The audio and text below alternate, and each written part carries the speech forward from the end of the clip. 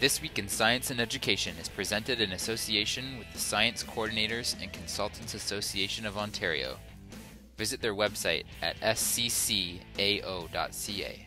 This Week in Science and Education is brought to you in part by the University of Western Ontario, www.uwo.ca. We thank them for their support. This Week in Science and Education is also brought to you by Laurentian University. Check out Laurentian at laurentian.ca. We thank them for their support. Hey everybody, I'm here with Katie Urban from the Museum of Ontario Archaeology here in London, Ontario. And Katie's kind enough to give us a tour of what goes on here at the museum. Katie, maybe you can start by telling us what we're looking at here behind us. Sure. What we're looking at here is a representation of the first people to live here in Ontario, specifically southwestern Ontario. What we see here is right at the end of the last ice age, and so it's about 11,000 BC. And it's the first point in time where Ontario is warm enough for people to move to Ontario. And they're following the caribou who move north as well, looking for food because the snow starts to melt. Food begins to grow just a little bit, and they move in. The people are known as the Paleo-Indian people, and they live in this period of time for roughly about 2,000 years, between about 11,000 and 9,000 BC. And they're primarily hunters, almost exclusively hunting caribou. They may as well have also hunted Mastodons, who are similar to a woolly mammoth, big woolly elephant. Ice Age creature, lived here in Ontario during the Ice Age, and were probably just beginning to die out around the time the Paleo-Indian people moved in. Katie, while we're talking, I hear a lot of kids' noises in the background. You have quite a few children that come to the museum in the summertime? Yes, we have a summer camp that runs Monday to Friday, 8 a.m. to about 5 p.m. So they're here all day, roughly about 30 to 32 kids a week. Super. Well, what are we going to look at next? We're going to go over here. Here we have the Archaic period, and so we've moved ahead in time, and we've come to about 9,000 to about 1,000 BC, which is a very long time frame. It's about 8,000 years, and this is the point in time where the climate has obviously changed, and with that climate change comes a huge difference in the way that people are living. So they are no longer just hunters. They are now hunters and gatherers because there is now food being produced by the environment for them to gather. So they're eating berries and fruits and nuts, wild plants, herbs, as well as they're still hunting. There's no more caribou in this region. Caribou move north with the snow, and so the main food source or the main meat source in this area at this time is deer, and they're still in our village today. We sometimes see some deer, and also and lots of smaller animals, so beavers and muskrats and wolves and coyotes and so forth. They also, at this point in time, have dogs, which is a domesticated animal. They are the first animal to be domesticated all over the world, and so the dogs, nobody really knows exactly how they domesticate them, but it's probably a fairly simple transfer from a pack family life into human pack family life, basically. And the reason they domesticate the dogs instead of hunting them is because they are excellent hunters themselves and can help with the hunting. They're also, at this point in time, are developing a lot more technology that they didn't have before, specifically axe heads. You can see on the front corner over here. We have some men who are chopping a tree in half, and they also, in this time period, developed the canoe, and so their transportation is becoming much easier and also much more available, especially with the melting of all the rivers, and they now have that river source. Great. All right. What's next? All right. So we come now to the time period that most people think of when they think of First Nations people here in Ontario. This is what we call the terminal woodland period. And this lasts from about 900 AD to about 1600 AD, which is the point in time when Europeans come to southern Ontario. And so it's kind of the cutoff date between the terminal woodland period and the historic period. Here at our village here, which we do have an archaeological village attached to the museum, it dates to about 1500 AD. So it's about 100 years before Europeans really settled here in southern Ontario. And so we have, the culture that we have here is the Atawamba, which are, or will become an Iroquois culture, part of the Iroquois Confederacy. But the early date, they're not. They're a very separate culture, also known as the neutral. And they live now in a very different way from the Archaic people who came before them. And this time, the change has nothing to do with climate. The climate is basically the same, spring, summer, winter, and fall. The production, naturally, of vegetables and fruits and things is the same. What's changed now is that the people themselves are growing vegetables. They're producing crops, planting crops. And how this initially happened, most likely, is that they've noticed that three in particular, which is the corn, the squash, and the beans, which are known as the Three Sisters, these three vegetables work together when they're growing. And so the beans grow around the corn, supported by the corn. The corn is then supported by the beans, so it can grow taller. And the squash grows beneath them with prickly leaves to keep away any small animals. So they noticed that these three things grew better together, and so they decided to plant them for themselves. And with that, and the production of food for themselves, they can now support larger populations. So in the Paleo-Indian period, people lived in very small groups, about 3 or 4 people in total, traveling around and hunting. In the Archaic period, they lived in slightly larger groups, about 30 to 40 people. And now, into the Woodland period, when we begin farming, they can now live in groups up to 2,000 people. Now we have tribes, basically. Yes, basically. And they also live in villages. They're sedentary. Previously, most First Nations people here in Ontario were nomadic, so they were moving around and they were following their food sources. Now they're building large villages, longhouses behind me here.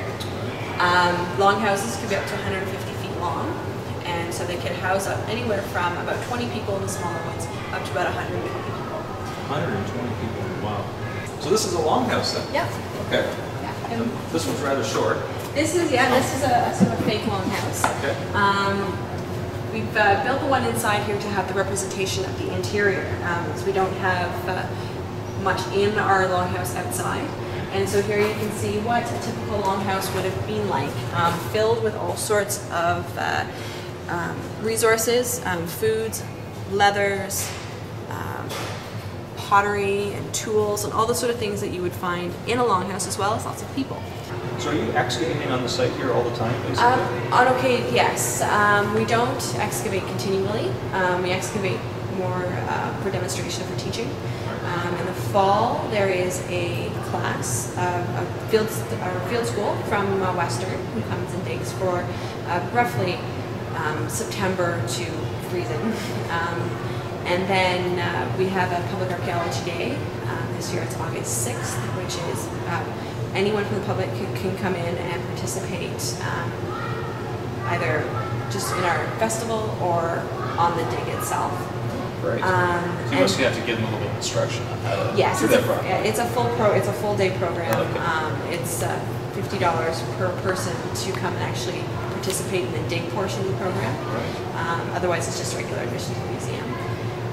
As well, we have an archaeological interpreter who's outside on the site most days in the summer, digging on one of the midden sites, which is a garbage dump, basically.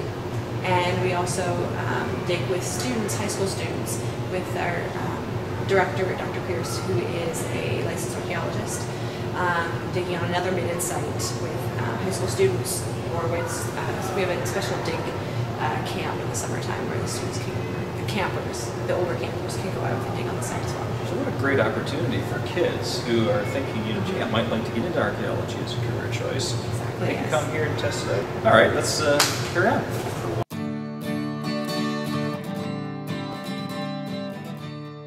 So this is one of the main elements here in the museum. This is our model that Wilfred Jury and Amos Jury, father and son duo, who actually started the museum.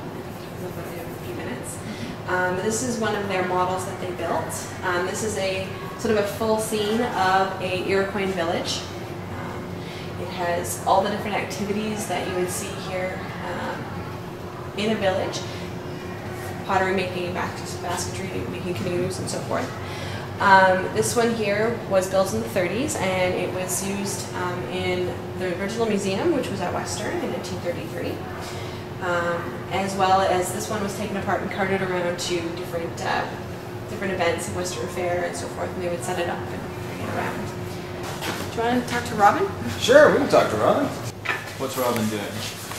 I'm watching the artifacts that we've been digging in our ongoing demonstration dig site outside. Okay. So today is one of the days that we take everything that we found and wash it in toothbrush and bowl, and then lay it out to dry, and then catalog it with the codes and everything that the museum uses. And then the larger, anything that's large or a particular type of tool gets its own catalog number printed right on it. Otherwise, they just go in little bags like this. This looks like a very painstaking process. How long does it take you to, start, clean, catalog, right to finish? A while. Like the washing, I'm going to do all the washing first, so that'll take probably most of the morning, and then start on the cataloging once everything's dry. So this might take at least a couple days to go through start to finish. No kidding. Wow. Okay. And do you find things every day outside? Usually at least one little thing, nothing particularly significant so far for me anyway, but little chipping flakes and bone fragments and stuff are the types of things that we usually find. Okay. And are you a full-time employee here, or? No, I'm just here for the summer. I'm doing a grant. I got a grant to work here and dig for the summer, and then I'll be going back to school in September. Okay, super. Well, thanks for coming on camera, Robin. Appreciate that. This Week in Science and Education is brought to you by Sheridan Institute of Technology and Advanced Learning. At Sheridan, students shine brighter. Check out sheridanc.on.ca. So you've brought us outside here, Katie. We're actually in is this an Indian village? Yep, this is our reconstructed Iroquois village, or Attawandaron village more specifically. This is the actual archaeological site, and so portions of it are unexcavated and portions of it have been reconstructed into a village. What we are standing in right now is a palisade, or part of a palisade. We only have a small portion of it reconstructed. It would have actually gone around the entire plateau that we're standing on right now. Excuse me. And on the inside of our wooden palisade, we have the maze. And the maze and the palisade were both intended to defend the village. Not really to keep anyone out, but to confuse anyone coming in and to slow them down so that they could be, or give themselves away, basically. Oh, okay. So you have some dead ends? Yes. When you get into certain sections. Okay. Yes. I see. And behind, over there, there's platforms, and they would have been sort of peppered around the palisade itself. And lookouts would have gone up onto the platform all the time to keep watch over the fields, the crops, which would be beyond the village walls, and to watch out for any intruders who might be coming along. And that there they would keep rocks to throw at any intruders, as well as pots of water to put out any fires that anyone might set to their palisade.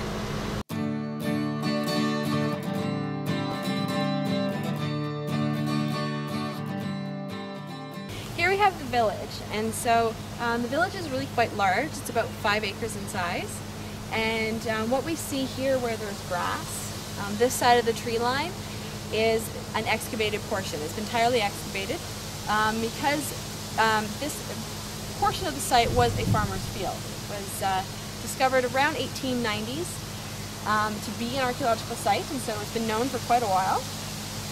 And beyond the tree line is primarily unexcavated. There's excavations that go on out there, as I mentioned earlier, periodically, but for the most part it is unexcavated. This site itself, you can see there's the one longhouse. Beyond the trees is a second longhouse, but there would have been about 35 to 40 longhouses on the site as a whole. And within this grass area here, there would have been about 8 or 9 of them in total. So it would be quite densely packed with longhouses. Well, let's go see the longhouse.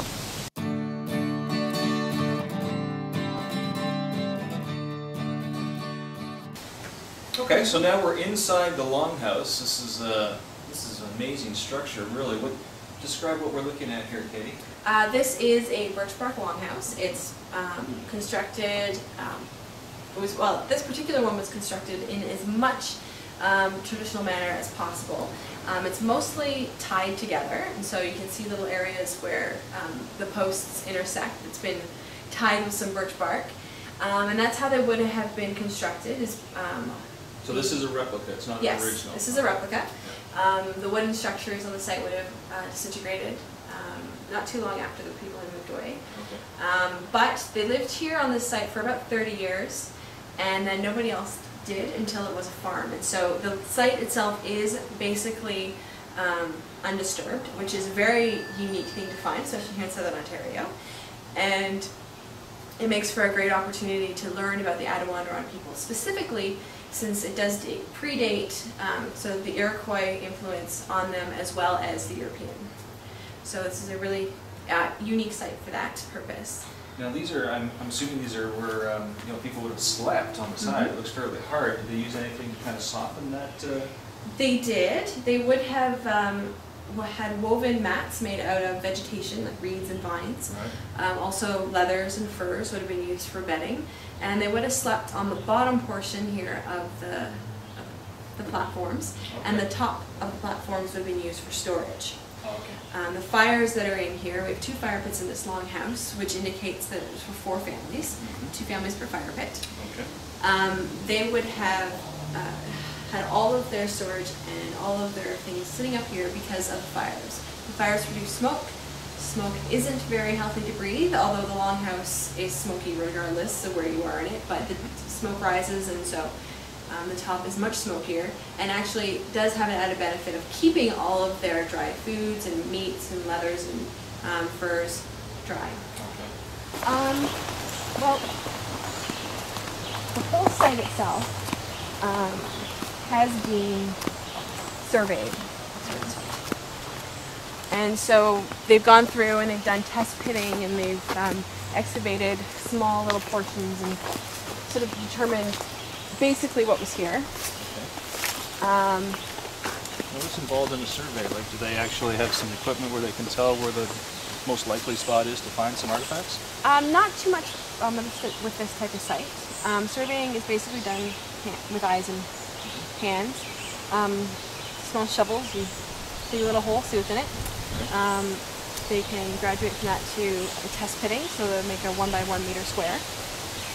And then when they find things like this right here, which is a midden, then they'll basically the entire site is gridded out in 10 by 10 meter squares, and then down into 1 meter squares, which you can kind of see the remnants of the squares here. This is what was excavated in the fall by archaeology students at Western. And so they're excavating in their 1 by 1 meter squares. And as I said, it is a midden, so it's a garbage pit. So it's a fairly rich area of the site. There's a few different middens throughout the village. And it's basically just from cleaning out the longhouse and tossing out whatever you didn't eat at the end of the winter, end of the spring, and so forth. And there's a screen in the background there, which has a fine mesh bottom to it, and so you sift through the soil and you get rid of the soil, and then you have your artifacts left over. Okay. We find in these sites here, we find primarily pieces of broken pottery, fragments of animal bone, as well as pipe fragments, leftover chipping detritus from tools, so little pieces of chert flakes for making arrowheads and spear points and knife blades and things like that. And then we also find little bits of, if you look really close, but you can find bits of little burnt seeds and nut shells and things like that, which you can then use to determine what they were eating. Seeds survive? Yes, they burn. So when they get burnt up completely in the fire, they hold their shape and they hold their structure, but they are basically pure carbon, and so they're stable. And so we have, Western has some archaeobotanists who are people who study ancient plants, and they can look at them under microscopes and know what they are, and are able to, sometimes you can tell just with the eye, but most often you need to look really close, especially to see sort of different types of corn and different types of beans and that sort of thing. Okay. And just the last question on this site then, Katie. When we head to squares, some of them are higher than the others, so it appears to me like there's still an opportunity to dig further down in here. Yeah, they're still digging here. Okay. What we do is we dig down to the subsoil, like where the occupation level ends. And we know that there's only been one main occupation on this site, so there's not going to be, like in other parts of the world, where you'll find habitation under habitation under habitation. Right. So you dig down until you sort of hit that thick subsoil, or stone in some places in the province. And the reason they're at different levels is because they're all done by different students. And so they usually go in 10 centimeter by 10 centimeter segments. So they flatten it out, and then they start again. Right. So they're different levels in the square. So everything is very heavily recorded, very heavily maintained and documented.